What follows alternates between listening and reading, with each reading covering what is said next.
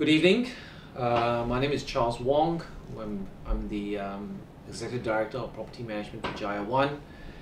Welcome to this segment where we provide updates with regards to our MCP movement control procedures. The time and date of recording is done on 4th of June 2020.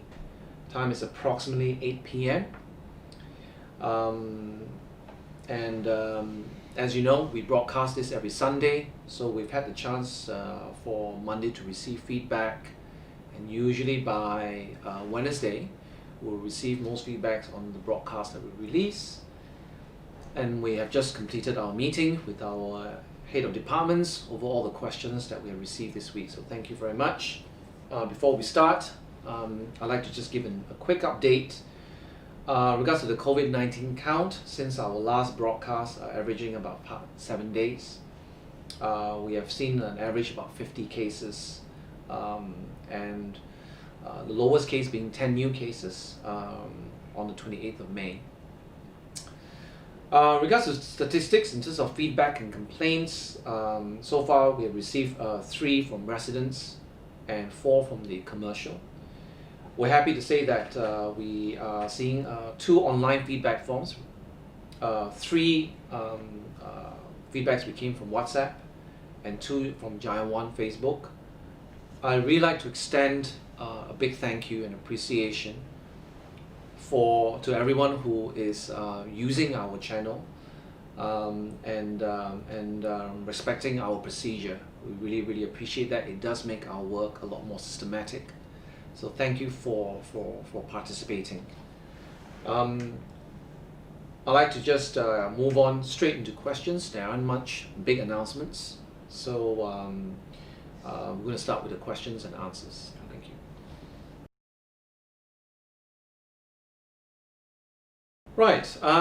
Regards to this issue, we thanks for letting us know. So what we are experimenting right now, we're going to open a gap on the glass door from the square going towards the school, just to allow people to actually walk through when it's raining.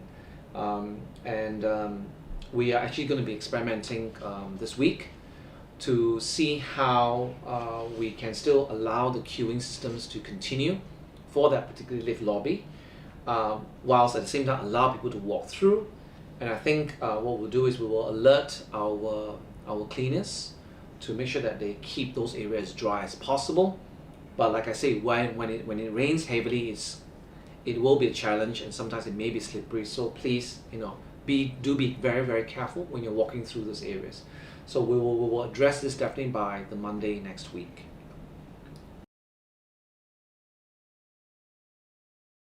And essentially, I think one of the main reasons why we have dimmed the lights across Jaya One, we're not just talking about the car park levels, we're looking at the shopping center, all areas. We've dimmed those lights, we've switched off air cons in the common areas of the shopping mall. And this is really in response to a very difficult time financially for Jaya One. We talk about and what we've said before, that this particular pandemic has not been kind to everyone. So all businesses are affected, and we do see severe financial obstacles ahead. So one of the key early responses for the manager to look at areas where we can reduce cost. Not to profit, rather in a sense to reduce costs so that the savings can be passed on. And in this case, the aim is, with these savings in place, the plan is to pass these savings on in the form of service charge reduction, so that eventually those costs will come down. We are working at this point in time to plan and propose a EGM, which will present to the management corporations a plan to reduce service charge. And there is no simple solution to this. We understand that, particularly, yes, it does compromise the feeling and the safety for our parkers, men or women, to be exact. So what we hope is we have actually increased the security coverage. We've increased it up to five person monitoring P1, P2, and P3. We've shut P4 down for reasons partly of the energy conservation, but also means that we're able to focus 5 of the security to be more focused and more vigilant in the P1, P2, and P3. So notwithstanding that we have security cameras sort of covering most of the area within the parking area. So yes, we understand that the lighting level is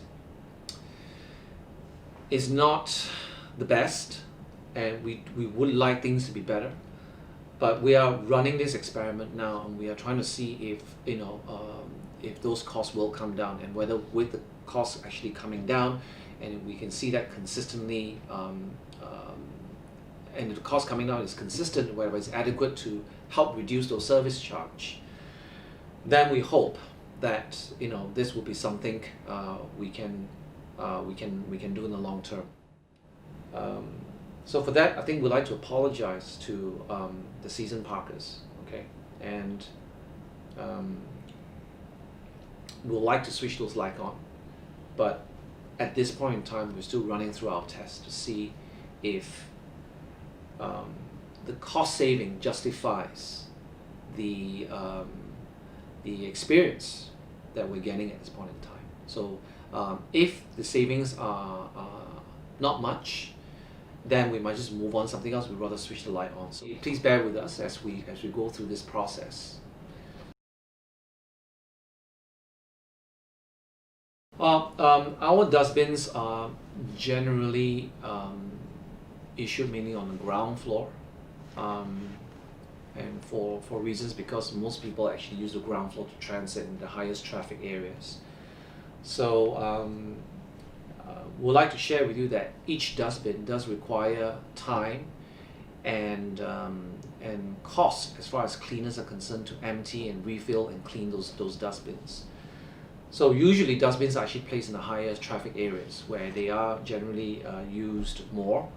So again, this is an area that will not be feasible from a cost point of view, because we only have so many cleaners attending to all the common areas and all the cleaning attention. So we won't be able to put these bins in as many areas as you would like. I would like to extend a thank you for bringing this up to us, and we definitely appreciate concerns in this area. So, but it will not be something that is feasible for us from a cost point of view.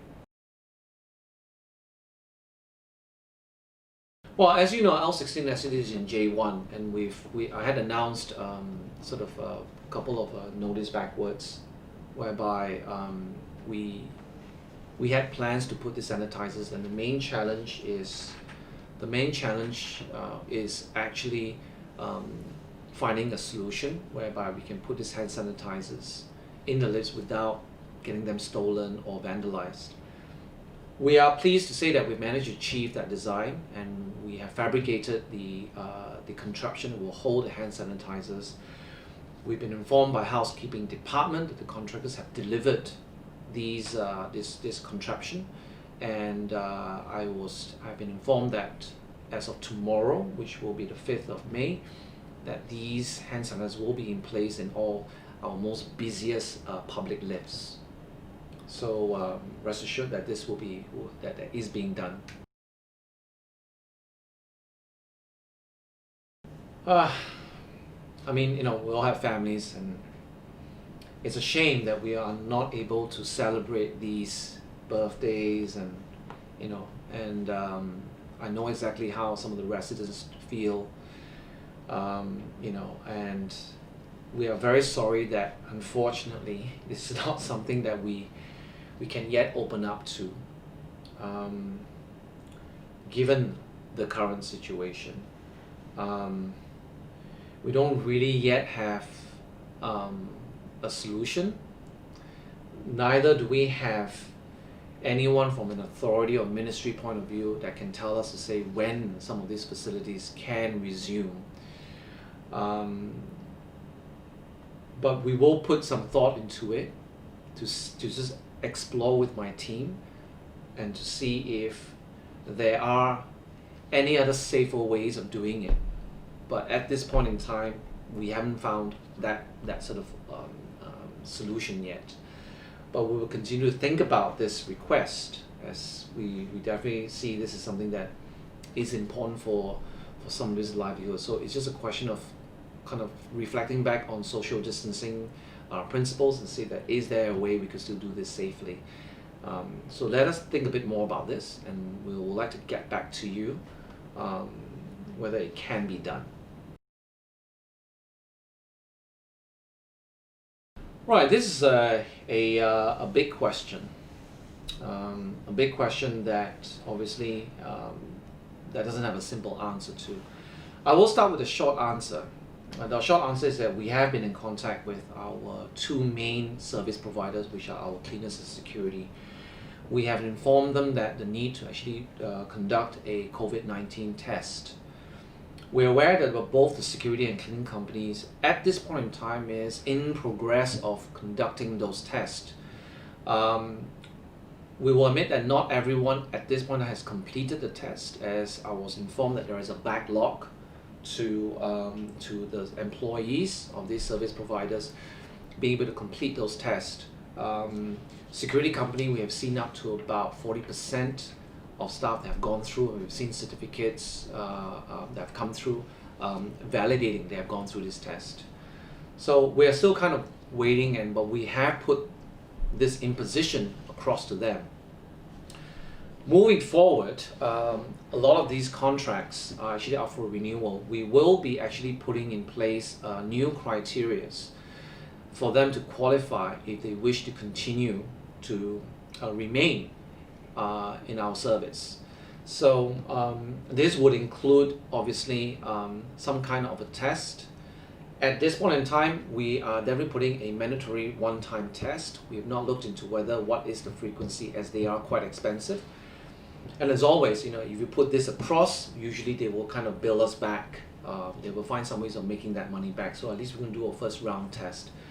But moving forward, in a renewal contract, we will put in place other qualifying criteria, such as ensuring that the basic PPE is in place at all times.